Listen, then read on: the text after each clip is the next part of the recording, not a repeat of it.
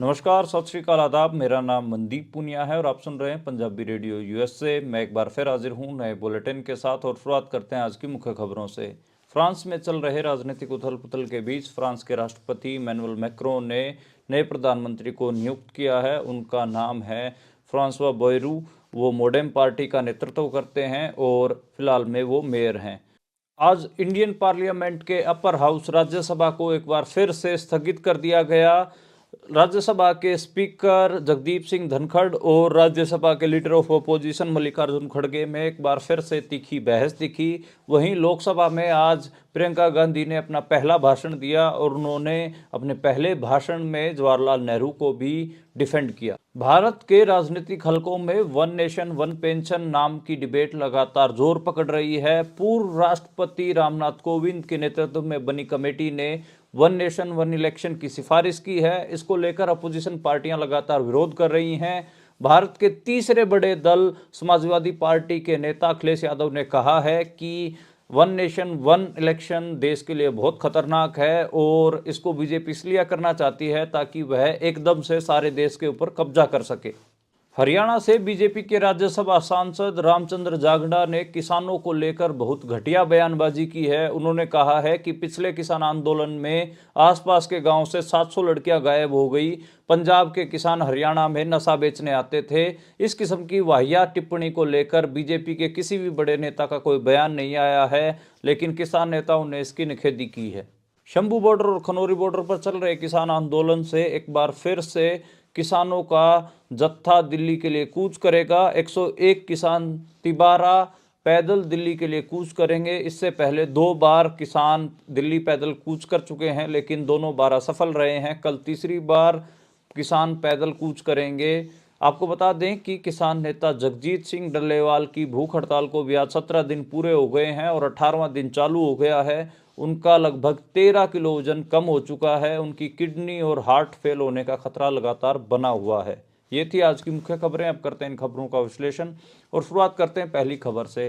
पहली खबर फ्रांस से आई और फ्रांस के जो राष्ट्रपति इमैनुअल मैक्रों हैं, उन्होंने नए प्रधानमंत्री के तौर पर फ्रांसवा बॉयल को नियुक्त कर दिया है और ये एक मध्यमार्गी नेता हैं, मोडेम पार्टी चलाते हैं और फिलहाल में एक शहर के मेयर भी हैं। और अब फ्रांस के नए प्रधानमंत्री के तौर पर फ्रांसवा बॉयरू होंगे और उनकी मुलाकात भी हुई राष्ट्रपति से, इमैनुअल मैक्रों से। लगभग 2 घंटे मुलाकात चली है और ये कहा जा रहा है कि जो फ्रांस में राजनीतिक उथल पुथल चल रही है उसके बीच ये फैसला लिया गया है और शायद गर्मियों के अंदर इस राजनीतिक उथल पुथल के बीच फ्रांस में चुनाव भी करवाए जा सकते हैं। तो चुनाव की होने की भी उम्मीद है कि इन आने वाली गर्मियों में फ्रांस में चुनाव होंगे। इसके अलावा एक सर्वे से पता चला है कि लगभग 61% फ्रांसीसी लोग इस नए राजनीतिक उथल पुथल के कारण चिंतित हैं और फ्रांस के भविष्य को लेकर, राजनीतिक भविष्य को लेकर चिंतित दिख रहे हैं। और फ्रांस की खबर हालांकि इतनी दुनिया में चर्चा में नहीं है, लेकिन एक मध्यमार्गी नेता हैं फ्रांसवा, तो आज उनको नए प्रधानमंत्री के तौर पर नियुक्त किया गया है। अगली खबर की ओर बढ़ते हैं और अगली खबर आज इंडियन पार्लियामेंट से आई। इंडियन पार्लियामेंट के अपर हाउस राज्यसभा में एक बार फिर से स्पीकर जगदीप धनखड़ और लीडर ऑफ अपोजिशन मल्लिकार्जुन खड़गे के बीच में एक बार फिर से नोकझोंक दिखी और आज एक बार फिर से राज्यसभा नहीं चल पाया और राज्यसभा को एक बार फिर से स्पीकर जगदीप धनखड़ ने स्थगित कर दिया। जगदीप धनखड़ के खिलाफ लीडर जो अपोजिशन के लीडर्स हैं वो पहले भी प्रेस कॉन्फ्रेंस कर चुके हैं। उनके खिलाफ एक हिसाब से अविश्वास प्रस्ताव भी उनके खिलाफ मूव किया जा चुका है और वो एकदम विपक्ष को लेकर भड़के रहते हैं। जब विपक्ष का कोई भी, अपोजिशन का कोई भी लीडर बोलने के लिए खड़ा होता है तो कैमरा उनके ऊपर रहता है और वो जो अपोजिशन के लीडर्स हैं उनको बोल नहीं देते, खुद ही भाषण देने लग जाते हैं। आज फिर ऐसा ही हुआ। इसको लेकर जो आज मल्लिकार्जुन खड़गे हैं उन्होंने साफ कह दिया कि हम आपकी तारीफ सुनने के लिए नहीं आते हैं, आपकी बात सुनने के लिए नहीं आते हैं। स्पीकर का काम होता है कि सांसदों को बोलने देना, ना कि खुद बोलना। और इसको लेकर जो जगदीप धनखड़ हैं वो चिढ़ गए और उन्होंने फिर से आज हाउस को स्थगित कर दिया है। जो भारत की पार्लियामेंट का अपर हाउस है राज्यसभा, वो ठीक से नहीं चल रहा है और उसमें स्पीकर जगदीप धनखड़ आरएसएस और बीजेपी की बोली बोल रहे हैं, बीजेपी के लिए बैटिंग कर रहे हैं और अपोजिशन को उनकी बात नहीं रखने दे रहे हैं। पिछले 2-3 बुलेटिन में लगातार मैं राज्यसभा की जिक्र कर रहा हूं। तो इंडिया का जो अपर मोस्ट, जो टॉप मोस्ट हाउस है, अपर हाउस है राज्यसभा, वो चल ही नहीं पा रहा है और वहां पे स्पीकर कहीं ना कहीं बीजेपी की बोली बोल रहे हैं। अगली खबर की ओर बढ़ते हैं और अगली खबर लोकसभा के बारे में, लोअर हाउस। और लोकसभा में आज प्रियंका गांधी ने अपना पहला भाषण दिया। वो वायनाड से बाय इलेक्शन में चुनकर आई हैं और लगातार पिछले 15 दिन से वो संसद में आ रही हैं। विंटर सेशन चल रहा है, आज पहली बार वो बोली हैं। आज जो लोकसभा है वहाँ पर कॉन्स्टिट्यूशन को लेकर डिबेट हुई, उसमें सत्ता पक्ष के लोगों ने भी अपनी बात रखी, उसमें राजनाथ सिंह ने बात रखी, कई कैबिनेट मंत्रियों ने बात रखी। इसके अलावा जो बड़े बड़े नेता, उसमें अखिलेश यादव हों, प्रियंका गांधी हों या टीएमसी के कल्याण बनर्जी हों, इन सब नेताओं ने भी अपनी अपनी बात रखी। प्रियंका गांधी ने अपनी बातों बातों में अपने जो नाना रहे हैं जवाहरलाल नेहरू, उनको भी डिफेंड किया। जवाहरलाल नेहरू के बारे में उन्होंने कई बातें कही। उनमें जवाहरलाल नेहरू के बारे में उन्होंने कहा कि आज उनके नाम को, उनके इतिहास को मिटाने की कोशिश की जा रही है, लेकिन उन्होंने इस देश में आईआईटी, भेल, ओएनजीसी, जितनी भी पब्लिक सेक्टर की चीज़ें हैं, एम्स, इन सब की चीज़ें गिनवाई और उन्होंने कहा कि उनका नाम किताबों से और लोगों के दिल से, उनके कामों से नहीं मिटाया जा सकता। और इसके अलावा प्रियंका गांधी ने आज जो उत्तर प्रदेश की जो बड़ी घटनाएं हुई, उन्नाव के रेप केस हो गया, आगरा का मामला हो गया, हाथरस का मामला हो गया, उन सब के बारे में भी कहा। और उसमें कहा कि जो इंडियन कॉन्स्टिट्यूशन है उसकी वजह से जो उन घटनाओं के पीड़ित हैं वो लड़ने की शक्ति रखते हैं, क्षमता रखते हैं। और जो अंबेडकर को भी बार बार कोट किया गया। आज जो कॉन्स्टिट्यूशन, इंडियन कॉन्स्टिट्यूशन के ऊपर जो लोकसभा में डिबेट हुई, बहुत हल्के लेवल की थी। अंबेडकर की ही बातों को रिपीट करते रहे सभी सांसद, कोई नई बात किसी के पास कहने को नहीं थी, नया पॉलिटिकल थॉट भी देखने को नहीं मिला।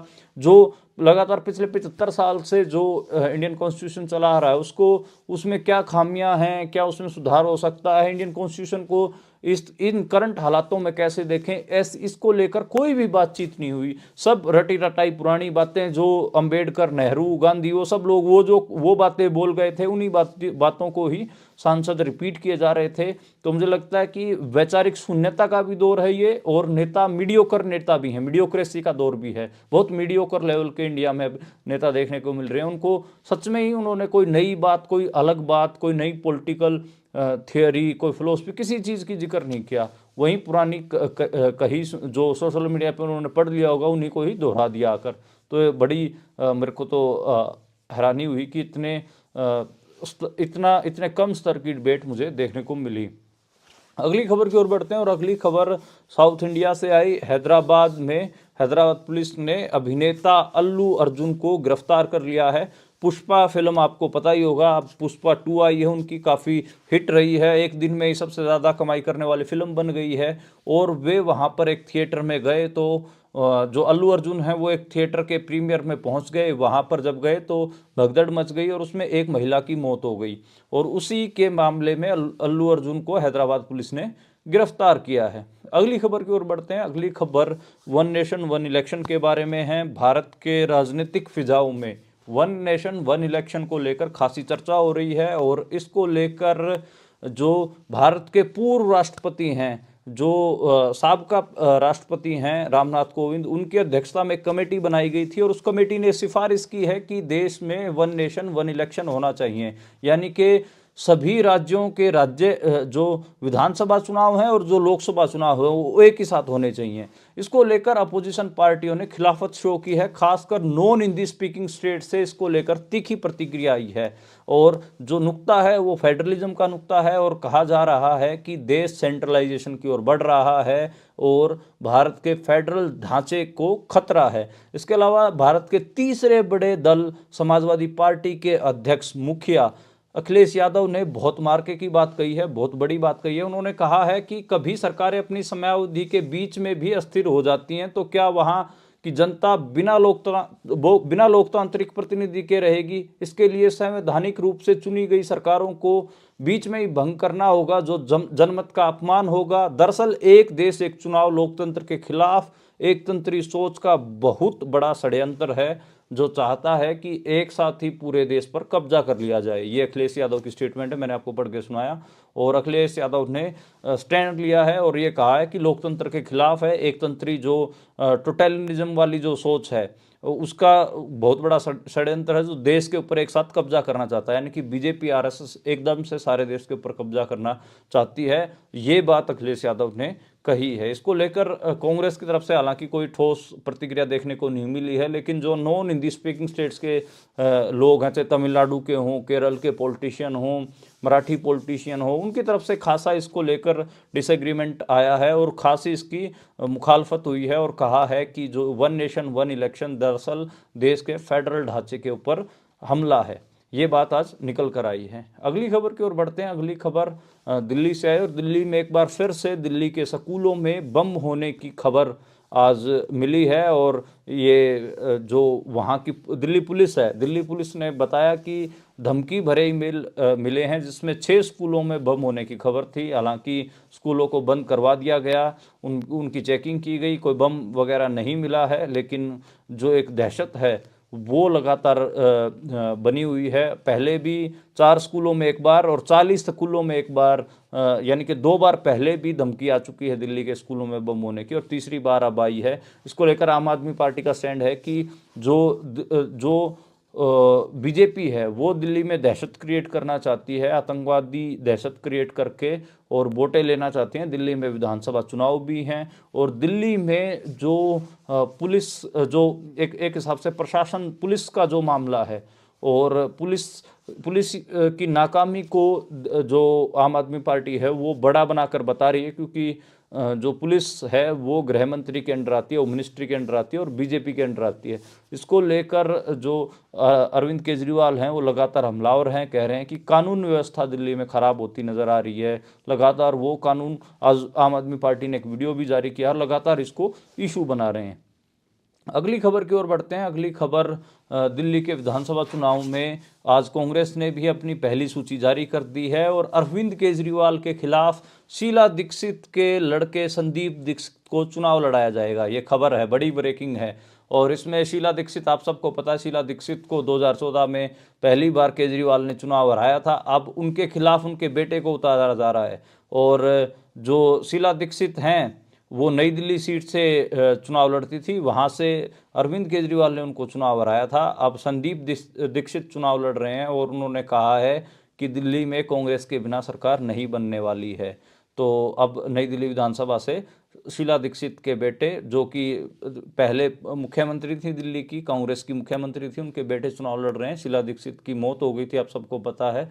अब उनकी जो राजनीतिक विरासत है उनको उनके बेटे संदीप दीक्षित संभाल रहे हैं। अगली खबर की बात करते हैं। अगली खबर हरियाणा के बीजेपी के राज्यसभा सांसद रामचंद्र जांगड़ा के बारे में। रामचंद्र जांगड़ा ने किसानों को लेकर बहुत घटिया बयानबाजी की है।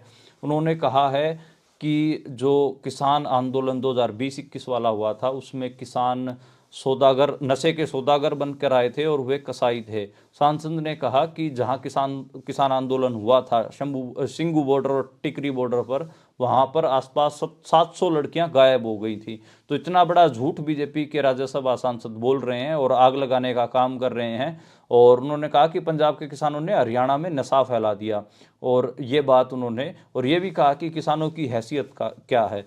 तो ये बड़ा हमला किसानों के ऊपर बीजेपी के सांसद ने, राज्यसभा सांसद ने किया है। बहुत घटिया सोच है, बहुत घटिया बयानबाजी है मैं तो कहूँगा, और उनको शर्म भी आनी चाहिए। लेकिन बीजेपी किसानों के उलट माहौल बनाना शुरू कर चुकी है। 2020-21 का आंदोलन याद करिए, जब बीजेपी ने किसानों को आतंकवादी, माओवादी, खालिस्तानी, पता नहीं क्या क्या, पाकिस्तानी, पता नहीं क्या क्या कहा था। और सेम जो टेप है एक बार फिर से किसानों के खिलाफ बीजेपी ने चढ़ानी शुरू कर दी है। बीजेपी के राज्यसभा सांसद हैं और इसको लेकर बीजेपी के किसी भी बड़े नेता का कोई बयान भी नहीं आया है, लेकिन वो लगातार किसानों के खिलाफ जहर घोल रहे हैं। वो एक हिसाब से जाति पाति जो 35 बनाम 1 की राजनीति है उसको भी हवा दे रहे हैं रामचंद्र जांगड़ा। और काफ़ी खराब बयान है, इसको लेकर काफ़ी गुस्सा भी है लोगों में। और जो किसान नेता हैं श्रवण पंदेर, उन्होंने कहा है कि हरियाणा के सांसद गैर जिम्मेदाराना बयान दे रहे हैं और मैं भाजपा अध्यक्ष जेपी नड्डा से आग्रह करता हूं कि उन्हें पार्टी से निष्कासित करें और उनके खिलाफ कार्रवाई करें। उन्होंने कहा कि जिस तरह से जांगड़ा समुदाय में फूट डालने का काम कर रहे हैं वो उचित नहीं है। किसान आंदोलन से काफ़ी लोग जुड़ रहे हैं, इसलिए भाजपा सरकार चिंतित है। तो वही पंधेर ने भी यही कहा कि समुदायों के बीच में फूट डालने की कोशिश रामचंद्र जांगड़ा कर रहे हैं, इसलिए वो इस किस्म की बयानबाजी कर रहे हैं। उन्होंने बीजेपी के जो अध्यक्ष हैं जेपी नड्डा, उनसे ये अनुरोध भी किया कि रामचंद्र जांगड़ा को बीजेपी से बर्खास्त किया जाए। जैसा पंजाब में ये रवनीत बिट्टू है, भाजपा का राज्यसभा सांसद और मंत्री, केंद्र में मंत्री, वैसा ही ये रामचंद्र जांगड़ा है। हरियाणा पंजाब में रवनीत बिट्टू किसानों के खिलाफ जहर घोलता है, और ऐसे ही हरियाणा में ये रामचंद्र जांगड़ा लगातार किसानों के खिलाफ जहर घोल रहा है। अगली खबर की ओर बढ़ते हैं। अगली खबर आज किसान आंदोलन से आई, और किसान आंदोलन से आज जो खनौरी बॉर्डर है वहाँ पर जगजीत सिंह डल्लेवाल लगातार भूख हड़ताल पर बैठे हुए हैं, और उनकी भूख हड़ताल को 17 दिन पूरे हो गए हैं। 18वें दिन में उनकी जो भूख हड़ताल है वो एंटर कर रही है, और उनका वज़न लगातार गिर रहा है। 13 किलोग्राम उनका वज़न गिर चुका है, और आपको बता दें कि उनकी किडनी और हार्ट फेल होने का खतरा भी लगातार बना हुआ है, लेकिन वो अभी भी भूख हड़ताल के ऊपर बैठे हुए हैं। कल यानी कि 14 दिसंबर को शंभू बॉर्डर से 101 किसानों का जत्था पैदल दिल्ली के लिए फिर से रवाना होगा। 2 बार पहले 6 दिसंबर और 8 दिसंबर को किसान दिल्ली कूच के लिए जा चुके हैं, लेकिन किसानों को हरियाणा पुलिस ने आगे नहीं बढ़ने दिया था, शंभू बॉर्डर पर रोक दिया था, उनके ऊपर आंसू गैस के गोले छोड़े थे, और तकरीबन 14 किसान उन दोनों मार्चों में घायल हुए थे। और कल फिर से 14 दिसंबर को एक बार फिर किसान दिल्ली कूच की पैदल कूच करेंगे, तो देखना होगा कि उनको आगे जाने दिया जाता है या नहीं। और आज सुप्रीम कोर्ट में भी किसान आंदोलन को लेकर सुनवाई थी, और सुप्रीम कोर्ट ने कहा कि जो डल्लेवाल हैं उनको लेकर कड़े आदेश दिए। उन्होंने कहा है कि पंजाब और केंद्र सरकार तुरंत डॉक्टरी मदद भेजे, उनको खाने को मजबूर ना किया जाए। सुप्रीम कोर्ट ने कहा कि डल्लेवाल की ज़िंदगी आंदोलन से ज़्यादा ज़रूरी है। अगर सुप्रीम कोर्ट को, मेरे को लगता है कि इतनी ज़्यादा फिक्र है जगजीत सिंह डल्लेवाल की, तो सरकार के ऊपर भी तो थोड़ा प्रेशर बनाना चाहिए, लेकिन सरकार के ऊपर कोई प्रेशर नहीं बना रही। और सुप्रीम कोर्ट ने यह भी कहा कि किसान शांति बनाए रखें, डल्लेवाल पर किसी तरीके का बल प्रयोग न किया जाए। शंभू बॉर्डर खुलवाने को लेकर चल रहे केस की सुनवाई के दौरान सुप्रीम कोर्ट ने आदेश दिए। इस दौरान सुप्रीम कोर्ट की गठित कमेटी ने भी अंतरिम रिपोर्ट सौंपी। मामले की अगली सुनवाई 17 दिसंबर को होगी। तो आज सुप्रीम कोर्ट की जो कुछ हुआ वो तो आपने सुना ही। इसके अलावा आज खनौरी बॉर्डर पर किसानों ने किले की तरह मजबूत मोर्चा बना लिया है, और ताकि जो हरियाणा पुलिस या पंजाब पुलिस किसानों को जो जगजीत सिंह डल्लेवाल हैं उनको वहाँ से उठा ना पाए, उनकी भूख हड़ताल में कोई खलल ना डाल पाए, इसलिए किसानों ने पूरी लंबी चौड़ी मोर्चेबंदी की है। अगली खबर की ओर बढ़ते हैं, और अगली खबर आज श्री अकाल तख्त साहिब से आई। सुखबीर बादल ने आज श्री अकाल तख्त साहिब पर माथा टेक कर अपनी सजा पूरी कर ली है। अब लोग कयास लगा रहे हैं कि शायद उनके इस्तीफे पर आगे विचार होगा। और आज जब वो पहुंचे तो पंजाब पुलिस ने बहुत ज़्यादा सिक्योरिटी दे रखी थी। इसको लेकर दलजीत सिंह चीमा ने कहा कि आज सिक्योरिटी देने का क्या मतलब है, आज तो दिखावा किया जा रहा है, उस दिन देने की ज़रूरत थी।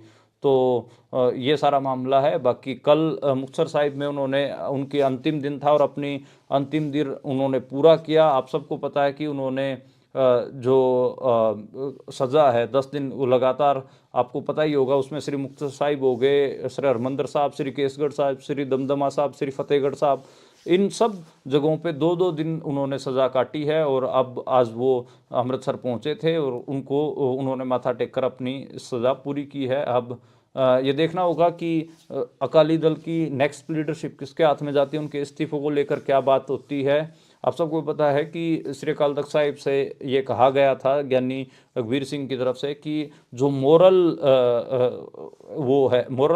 एक हिसाब से जो अकाली दल को लीड करने का जो मोरल रिस्पॉन्सिबिलिटी है, वो मौके की जो अकाली दल की लीडरशिप है वो खो चुकी है।